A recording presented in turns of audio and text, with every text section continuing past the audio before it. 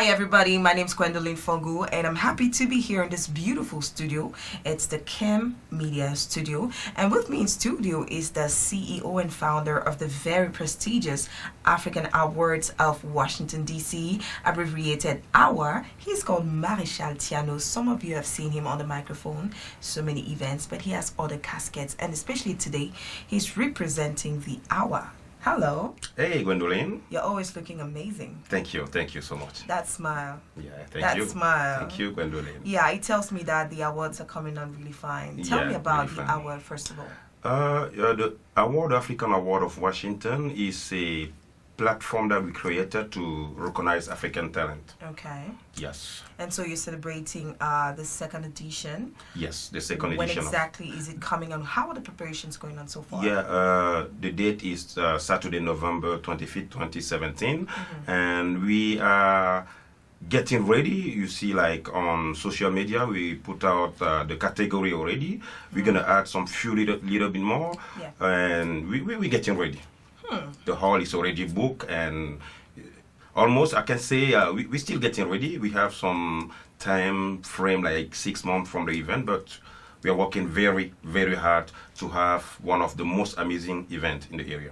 Now we know that there's a lot of award ceremonies out there. What is the particularity of AWA, the African Awards of Washington DC? Yeah, and how did it come about? Yeah, the particularity of AWA is that we are not just, it's not a recognition award like we decide to give award to our friend or people that we know. No, this award is based on the talent, it's based specifically on what you do. So it's very different from all those other awards because we have two types. We have the voting part and we have the jury that gonna rate people. So we have the voting and then the jury. The voting part is 40%, the jury 40%, and then the day of the event, people as they come into the hall, they're going to be voting too. We have rented a hall of 1,500 for this second edition, yes. And now I'm made to understand that there are a couple of categories that have been added, precisely the category of the Best Embassy Award. Tell me a little bit about that. Why did you come about that category?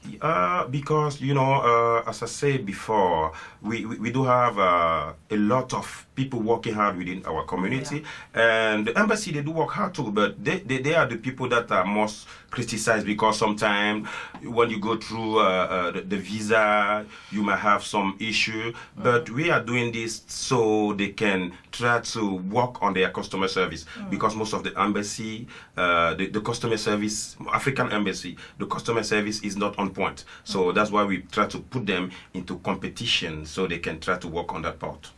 Now, we saw on social media a couple of pictures of you at embassies. What exactly were you doing at those embassies? Yeah, we, as the nominee is coming out, we have to go towards them to inform them. So we went to Tanzania embassy. We was well received by the ambassador representative, and then we went to Ivory Coast embassy. We was very lucky to meet the ambassador. We spent a lot of time talking about the African Award of Washington. So definitely we are working very, very hard to have one of the most great events in the United States.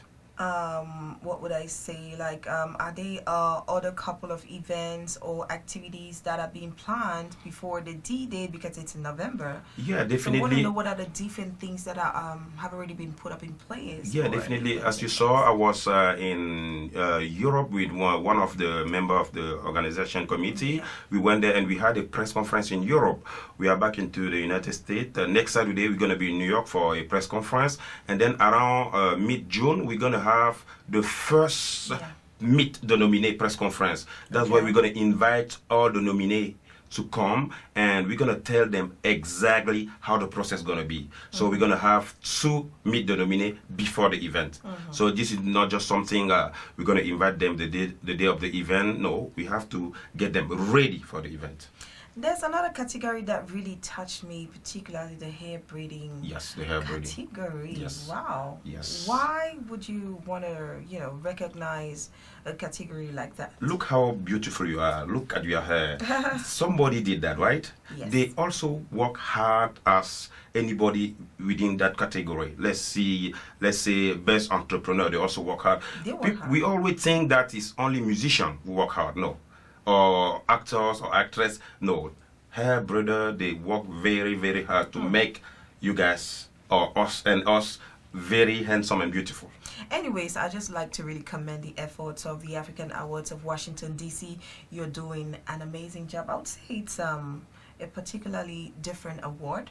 Definitely. I am really impressed, and I'm sure that so many other people would be as well, because I see that the organization is quite on point, and it's going in a different direction. It's touching almost every part and every class of society, which is a really good thing. Yeah, and of course we have most media are partner of this event. I don't want to call name now because we are still working to conclude it, but most big media in our area, back in Africa, in France, in the United States, like I can say here, openly, Voice of America was a partner of that event last year, and they're going to be partner this year, and we're going to have more media coming in and more sponsor because people are seeing what we are doing, and we just try to promote African talent. That's all we do.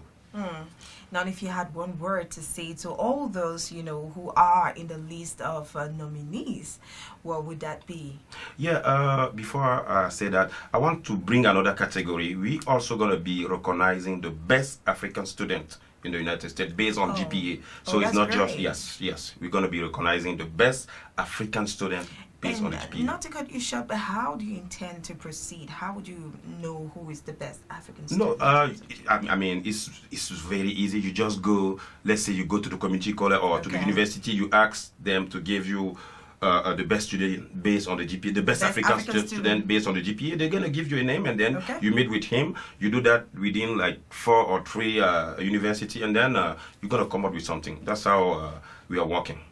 The most important thing is in life is not just to do something or to do something that other people are doing, but to do things differently. And I think that that's the particularity of the African Awards of Washington, D.C.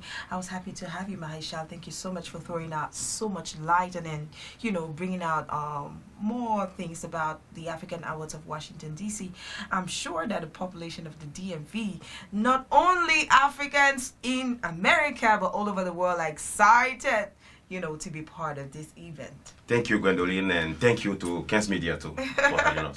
All right, guys, we'll be giving you updates on how the event will be unfolding, on how the preparation is going on. I've been Gwendolyn Fongu, the queen of the mic. For now, it's bye. God bless you.